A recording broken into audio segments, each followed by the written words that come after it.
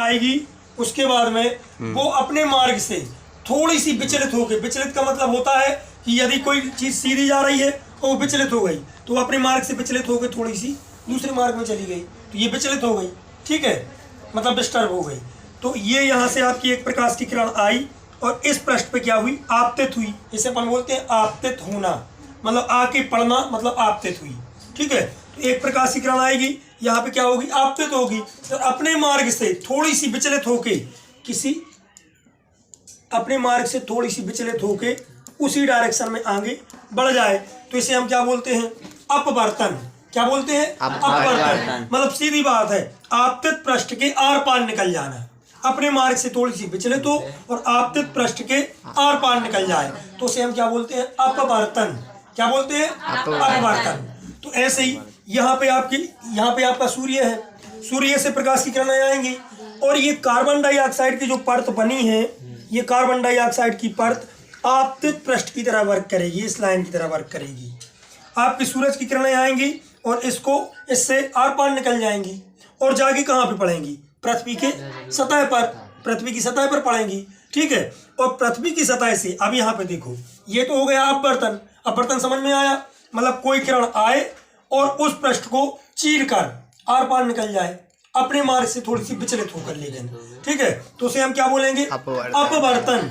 और यदि ये प्रकाश की किरण आए, जैसे कि शीशा, ठीक है, ये वाला शीशा है, इस पे आप प्रकाश डालोगे तो प्रकाश की किरण आएगी और लौटकर वापस चली जाएगी, तो उसे हम क्या बोलेंगे, परावर्तन। यहाँ से आपकी प्रकाश की किरण आई और लौटकर उसी डायरेक्शन में, नहीं मतलब उसी तरफ, उसी माध्यम में, ठीक है, क्या हो जाए, लौटकर चली जाए, तो इसे हम क्या बोलते हैं, परावर्तन, ठीक है। तो ये अपवर्तन और परावर्तन आपको समझ में आ गया। तो आपतित पृष्ठ का काम कौन करेगा, पहले नंबर कार्बन डाइऑक्साइड की परत, जो कंबल की तरह वर्क करती है, ठीक है। तो यहाँ से सूर्य की प्रकाश की किरणें निकलेंगी, ये सूरज की प्रकाश की किरणें आई और इसको चीरती हुई अंदर आ गई अंदर। उसके बाद में पृथ्वी पर पड़ी, पृथ्वी पर पड़ने के बाद में ये क्या हुई, वापस गई, मतलब अपवर्तन हुआ इनका, परावर्तन हुआ। क्या हुई, ये परावर्तित हुई। परावर्तित होने के बाद में जब ये वापस जाने लगी तो इस कार्बन डाइऑक्साइड की परत ने क्या कर लिया, इनको रोक लिया। तो ये प्रकाश की किरणें कैसी थी, गर्म थी गर्म।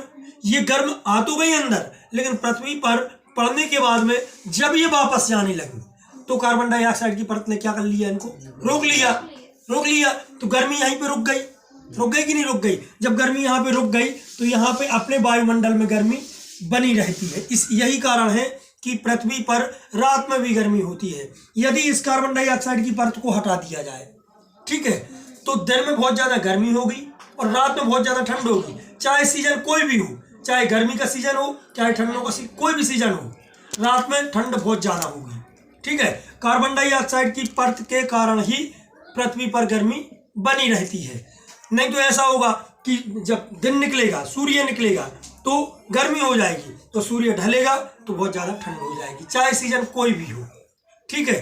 तो आप लोग कैसा लिखोगे, जब सूर्य के प्रकाश की किरणें पृथ्वी की सतह पर पड़ती हैं तो उनका परावर्तन हो जाता है, तो परावर्तन के पश्चात जब वो वापस लौटकर ऊपर जाने लगती हैं तो कार्बन डाइऑक्साइड की परत जो कंबल की तरह कार्य करती है वो उन प्रकाश की किरणों को रोक लेती है और हमारे वायुमंडल में गर्मी बनी रहती है। यही ग्रीन हाउस प्रभाव है, ठीक है, यही ग्रीन हाउस प्रभाव है। और ठंडे प्रदेशों में वो क्या करते हैं, जैसे मान के चलो आपके पास में, आपको क्या करना है, ठंडे प्रदेशों में आपको क्या करना है, पौधा उगाना है, लेकिन उन पौधों के लिए काय की आवश्यकता है, गर्मी की आवश्यकता है।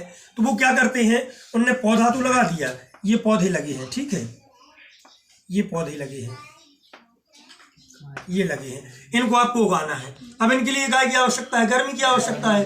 तो वो क्या करते हैं, वो कांच का डिब्बा लिया उनने और इसके ऊपर रख दिया, कांच के डिब्बे को इसके ऊपर रख दिया उनने।